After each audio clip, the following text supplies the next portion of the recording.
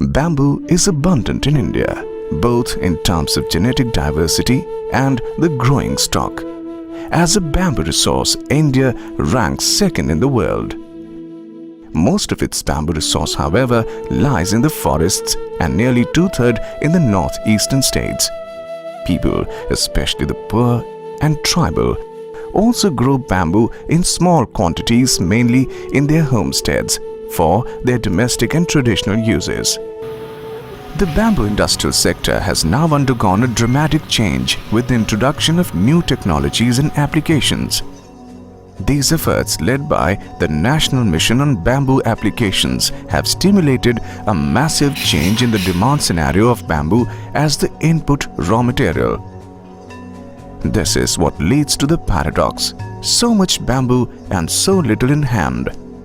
This scenario has prompted the government to set up a bamboo mission under the Agriculture Ministry with the task to establish an additional bamboo stock of 176,000 hectares, half of it on private and non-forest lands.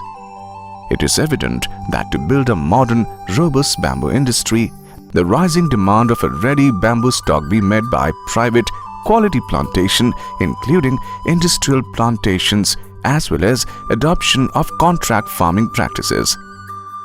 In popular perception, bamboo farming is not seen as a viable, profitable or commercial proposition.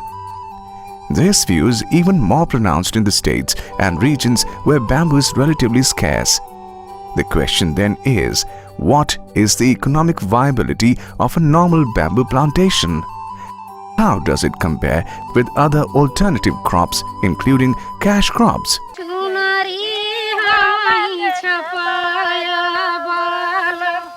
Uttar Pradesh, the most populous state, boasts of a vast and diverse range of crops grown with dynamic agricultural systems.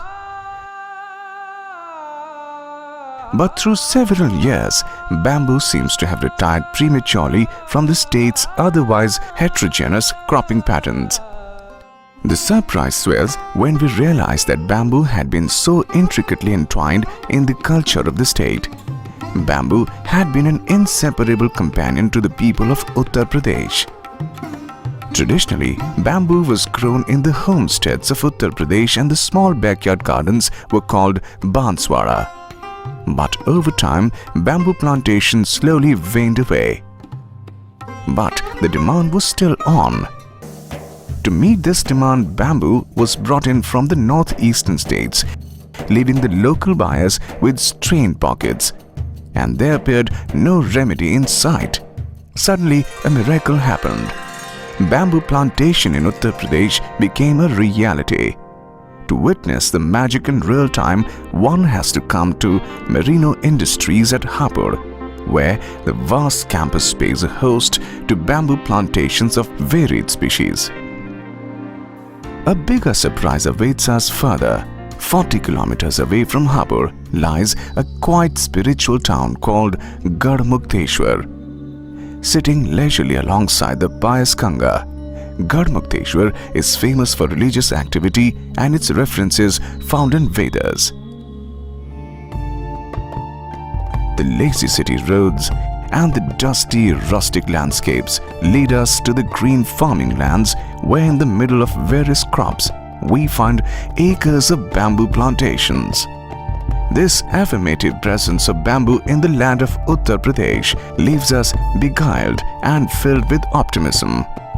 Garhmukteshwar is now famous also for its new age bamboo plantation success story. Let's meet the man behind this success story. Simple man with a talismanic touch. My name is Prakash Lohia. I did my chemical engineering from IIT, and then I have been entrusted to take care of the technical side of our family business, and I am stationed in Hapur. And basically my career had been centered around process engineering, and out of hobby I got involved into agricultural activities.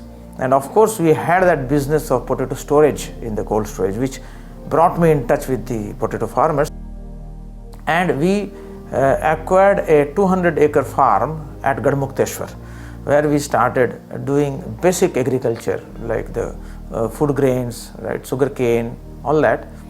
Then with the help of one of my friend, Dr. Tyagi, I got introduced to tissue culture, and I found it pretty fascinating, and we put up a small tissue culture lab here in the premises and started hobnobbing with tissue culture technology. Started with some floriculture, but I didn't like it. Then in some big way I started doing on sugarcane. That was our first industrial level working, but economically it did not work out very well. The tissue culture facility was there, and we just by accident I got hold of a bamboo plant, right, of a variety known as D. asper or Dendrocalamus asper, which is very popular in Thailand. So we just, again out of curiosity, we multiplied, and we could establish a protocol for multiplication in our tissue culture lab of this D. asper species. We went by the same simple principle that where sugarcane grows, bamboo also can grow, because there is no bamboo around in this area. And then there was one time, there is a proverb in Hindi, ulta baans bareli go, that means this area there was bamboo. So in our old tissue, in our Garmukteshwar farm, right, on trial basis we planted these bamboo plants. Now what should be the distance? We just looked at a mango grove, that how much distance that one keeps between the two mango trees, and we went by that. In 5 meter by 5 meter distance, we just planted this bamboo plantlets. It was a pleasant surprise. After some time they started growing up well, and in 3 years it took quite a good shape. Perseverance paid, and within 6 years the bamboo plants reached their commercial length and strength. There were two unknown factors. One was how bamboo is going to behave here. Second, how a bamboo multiplied in tissue culture lab is going to behave. So it was a double surprise when the results came up good. Dr. Lohia opines that with a positive attitude, ability to access information, and readiness to conduct experiments, one can achieve success even in most difficult situations. With organic fertilizers as one of his several hobbies, he noticed that Dendrocalamus asper sheds leaves twice a year, which is double the organic waste than any other plant. The idea of vermicompost was born. Once the canopies were totally developed, one day I was standing here and I found that the climate is, the microclimate here is perfect for the vermicomposting, because it is dark, it is humid, and there are a lot of leaves around which can form the agro-waste. And I had been already working on the organic fertilizers and the vermicompost. So we made a trial bed to see how it comes out. It gave us few startling surprises. After some time we found that the bed is totally covered with very thin root system of the bamboo, because bamboo loves the dung and the fertilizer in it. And then after some time we found that the worms are no more there, and then we discovered that they have actually entered into the soil. So the solution we came up with was spreading a black plastic sheet at the below and making the bed a bit above the ground, and this solved the problem. And now we are getting nearly 5 cycles per year out of these beds of the vermicompost. There are three varieties of worms. One are Indian, the second is African origin, third is European origin. And we found that African origin are the fastest converters, right? So we have opted for them, and we are getting very good result. The questions of economic viability were being answered now. The bamboo and the vermicompost sell in the market at a good price and yield more than 1 lakh per acre.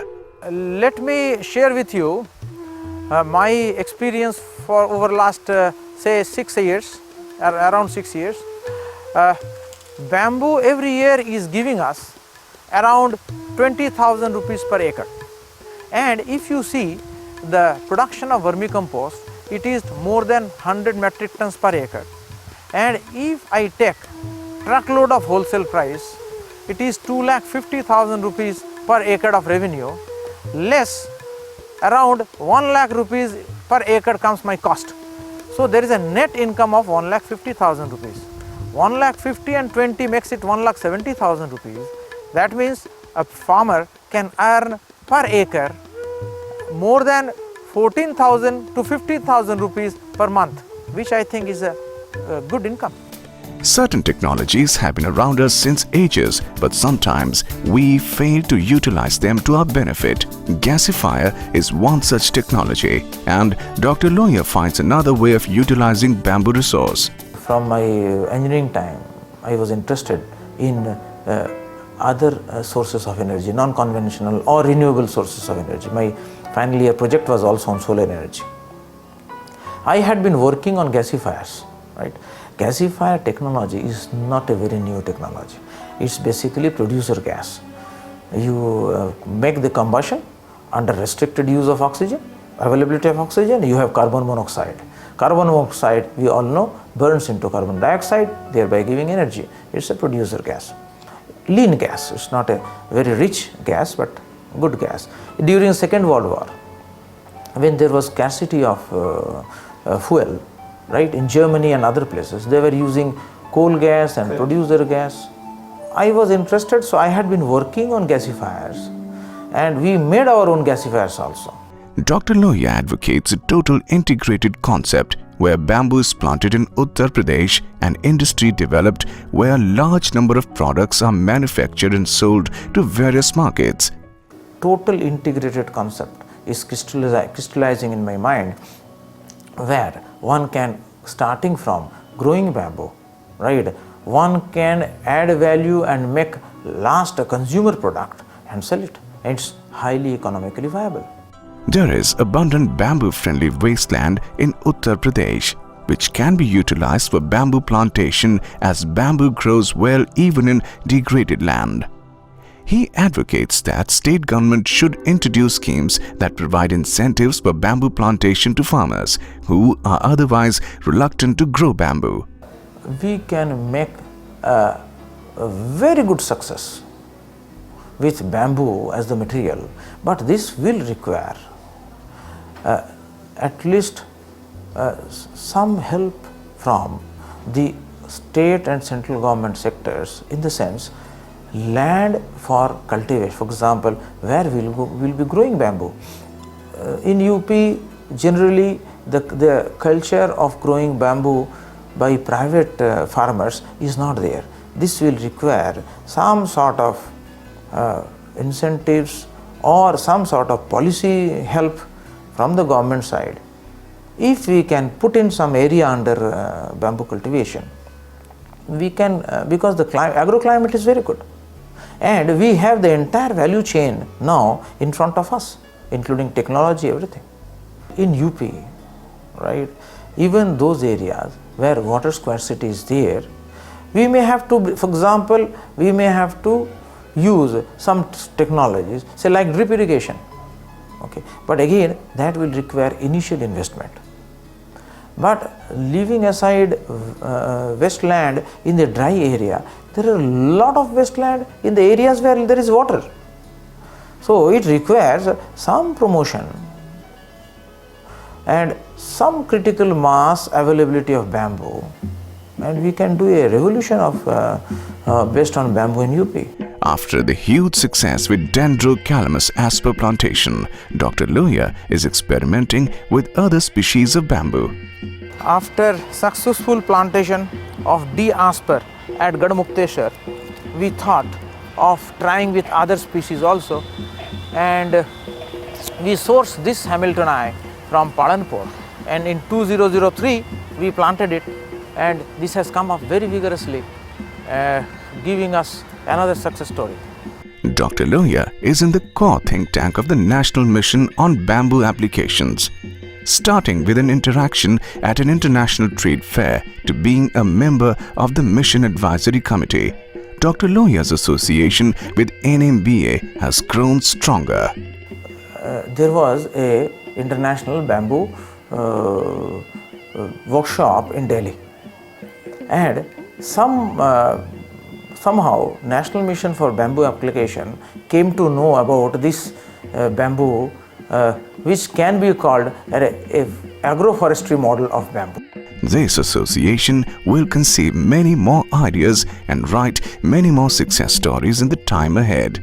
Being a part of NMBA, right, we have been thinking different ways of using bamboo and giving it or adding more values to it. Visible from a distance across the paddy farms, the lush bamboo fields stand as a beacon to the farmers all over India, signaling that bamboo cultivation is now a proven commercial proposition and brings home fruits of happiness and profitability. I, Prakash Lohia, I am a chemical engineer by profession, and in spite of being a novice in this line, out of my hobby and interest, if I could create this type of bamboo grove, I think the farmers can grow it much better with the help of NMBA.